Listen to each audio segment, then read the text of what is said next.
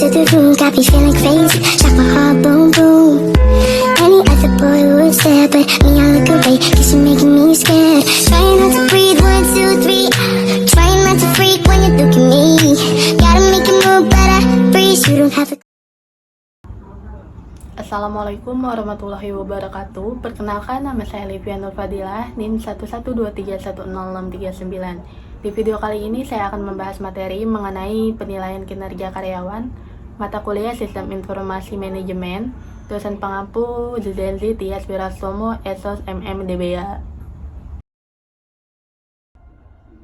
Penilaian kinerja adalah proses formal untuk mengevaluasi kinerja dan memberi umpan balik. Penilaian kinerja berarti mengevaluasi kinerja karyawan saat ini atau di masa lalu relatif terhadap standar prestasinya. Suatu sistem penilaian kinerja harus mampu menggambarkan secara akurat kinerja yang tipikal dari seorang karyawan. Untuk itu, sistem penilaian kinerja harus mengevaluasi berbagai perilaku kritikal yang dapat menghasilkan kinerja yang sukses. Yang kedua, harus dipahami dengan mudah oleh para evaluator dan karyawan. Yang ketiga, memungkinkan terwujudnya praktik penilaian kinerja yang seragam. Materi selanjutnya, metode penilaian kinerja itu terbagi menjadi dua. Yang pertama itu ada penilaian yang berorientasi pada masa lalu. Yang kedua, penilaian yang berorientasi pada masa depan. Selanjutnya, metode skala penilaian. Metode penilaian yang paling sederhana dan paling umum digunakan. Metode rating skala ini digunakan skala untuk menilai kinerja karyawannya yang diterapkan dari yang terendah hingga yang tertinggi. Evaluasi berdasarkan pendapat si penilai sendiri, umumnya dilaksanakan oleh atasannya langsung. Kelebihannya tidak mahal, mudah dilaksanakan, dan dapat diterapkan pada karyawan di organisasi yang berjumlah banyak. Kelemahan utamanya yaitu subjektivitas. Sekarang akan membahas data karyawan atau Key Performance Index. Di layar sudah ada sebuah KPI. Di kanan ini ada tabel kinerja karyawan dari rank 1 hingga rank 5. Ada nama dan departemen. Ini adalah sebuah bentuk apresiasi terhadap kinerja karyawan per bulannya, sehingga diumumkan bahwa karyawan tersebut adalah dengan kemampuan kinerja terbaik di bidang tersebut. Kemudian, di sebelah kanannya ada grafik KPI juga, tetapi dalam hal ini, KPI berdasarkan departemen. Jadi selain dari individual karyawan yang bekerja dengan baik, juga dinilai dari departemen mana yang kinerjanya dari yang terbaik hingga yang kurang baik. Untuk menilai sebuah KPI sendiri, ada beberapa nilai yang perlu diartikan. Dalam pembuatan KPI, tentu saja datanya bisa diukur, dan datanya itu ada timeline date-nya sendiri. Kali ini dari KPI yang saya buat ini, saya masuk ke data karyawan. Ada 4 hal yang saya nilai, yaitu presensi, kinerja, komunikasi, dan problem solve. Ini adalah semua data karyawan. Untuk presensinya sendiri, kenapa itu penting? Karena menurut saya, untuk data karyawan ini menjadi tolak ukur dalam tingkat kedisiplinan seseorang ini.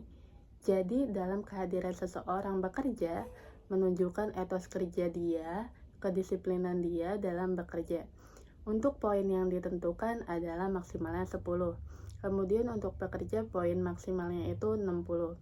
Ini bisa diukur dari target yang ditentukan per bulannya per orang.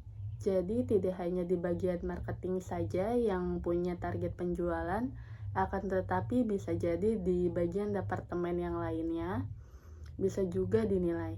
Saya ambil contoh terkait produksi. Dalam hal produksi, seseorang yang memproduksi itu misalkan ditargetkan 1000 produk untuk yang diproduksi, kemudian di bagian accounting itu targetnya berdasarkan piutang yang tertagih. Apakah di bulan ini semua piutang tertagih dan lunas? Apa ada beberapa yang tidak? Begitu juga dengan departemen yang lainnya. Kemudian poin yang ketiga itu tentang komunikasi. Komunikasi ini cukup penting. Kenapa? Karena dalam sistem bekerja yang sifatnya juga antar departemen itu membutuhkan komunikasi yang baik, baik komunikasi secara tertulis maupun secara lisan. Ini bisa diukur dari setiap kali ada permasalahan. Semisal ada komunikasi antara bagian produksi dengan bagian gudang, di mana komunikasinya bisa lewat komunikasi tertulis. Untuk penyerahan barang produksi ke bagian gudang, itu terlampir seperti apa datanya, apakah ada kesalahan dari data tersebut atau tidak. Kemudian poin yang keempat, problem solve. Poin maksimalnya itu 10, di mana problem solve ini cukup penting, sehingga untuk individual karyawan jika menghadapi permasalahan akan dicatat permasalahannya tersebut. Semisal ada keluhan atau barang yang tidak sesuai dengan apa yang dipesan pelanggan, dari tanggal keluhan tersebut bisa diukur dalam berapa hari dia untuk menyelesaikan permasalahannya. Dan ini juga berhubungan dengan komunikasi. Ini ada data karyawan sekitar 30-an dari Departemen HRD, IT, Accounting, Marketing, Produksi, dan Gudang. Ini juga sudah di ranking berdasarkan nilai yang sudah ada didapat seperti ini. Jadi untuk KPI-nya sendiri, saya menggunakan rumus rank. Saya mengurutkan rank 1 sampai 30-nya seperti apa, kemudian saya sortir per departemennya, nilai yang terbaik seperti apa, nanti hasilnya akan seperti ini.